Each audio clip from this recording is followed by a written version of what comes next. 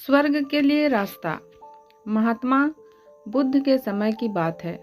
उन दिनों मृत्यु के पश्चात आत्मा को स्वर्ग में प्रवेश कराने के लिए कुछ विशेष कर्मकांड कराई जाती थी। होता यह था कि एक घड़े में कुछ छोटे छोटे पत्थर डाल दिए जाते और पूजा हवन इत्यादि करने के बाद उस पर किसी धातु से चोट की जाती। अगर घड़ा फूट जाता और पत्थर निकल जाती तो उसे इस बात का संकेत समझा जाता कि आत्मा अपने पाप से मुक्त हो गई है और उसे स्वर्ग में स्थान मिल गया है। क्योंकि घड़ा मिट्टी का होता था, इसलिए इस प्रक्रिया में हमेशा ही घड़ा फूट जाता और आत्मा स्वर्ग को प्राप्त हो जाती। और ऐसा कराने के बदले में पंडित खूब दान दक्षिणा लेते। अपने पिता की मृत्यु के बाद एक युवक ने सोचा क्यों न आत्मा शुद्धि के लिए महात्मा बुद्ध की मदद ली जाए। वे अवश्य ही आत्मा को स्वर्ग दिलाने का कोई और बेहतर और निश्चित रास्ता जानते होंगे। इसी सोच के साथ वो महात्मा बुद्ध के समक्ष पहुंचा। हे महात्मन, मेरे पिताजी नहीं रहे, कृपया आप कोई ऐसा उपाय बताएं कि ये सुनिश्चित हो सके कि उनकी आत्मा को स्वर्ग में ही स्थान मिले। युवक बोला। बुद्ध बोले, ठीक है, जैसा मैं कहता हूँ वैसा करना। तुम उन पंडितों से 2 घड़े लेकर आना, एक में पत्थर और दूसरे में घी भर देना। दोनों घड़ों को नदी पर लेकर जाना और उन्हें इतना डुबोना कि बस उनका ऊपरी भाग ही दिखे।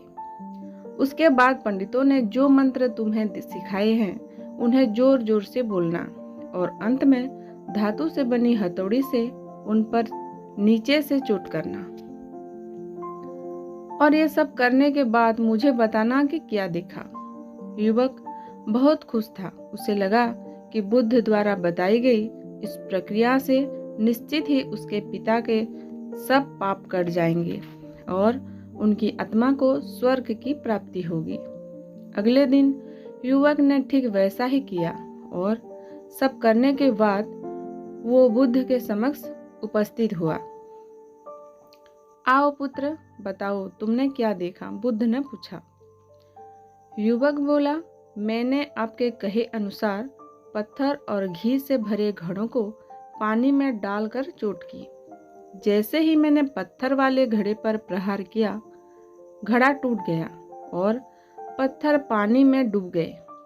उसके बाद मैंने घी वाले घड़े पर वार किया। वह घड़ा भी तत्काल फूट गया और घी नदी के बहाव की दिशा में बहने लगा।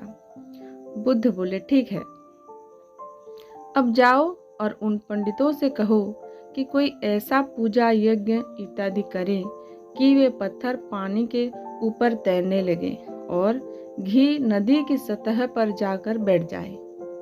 युवक हैरान होते हुए बोला, आप कैसी बात करते हैं?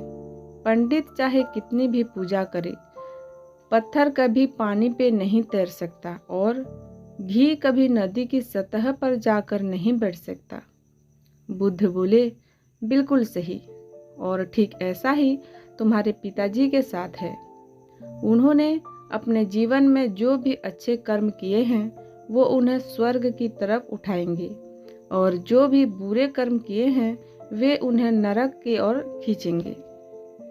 और तुम चाहे जितनी भी पूजा करा लो, कर्मकांड करा लो, तुम उनके कर्मफल को रत्ती भर भी नहीं बदल सकते।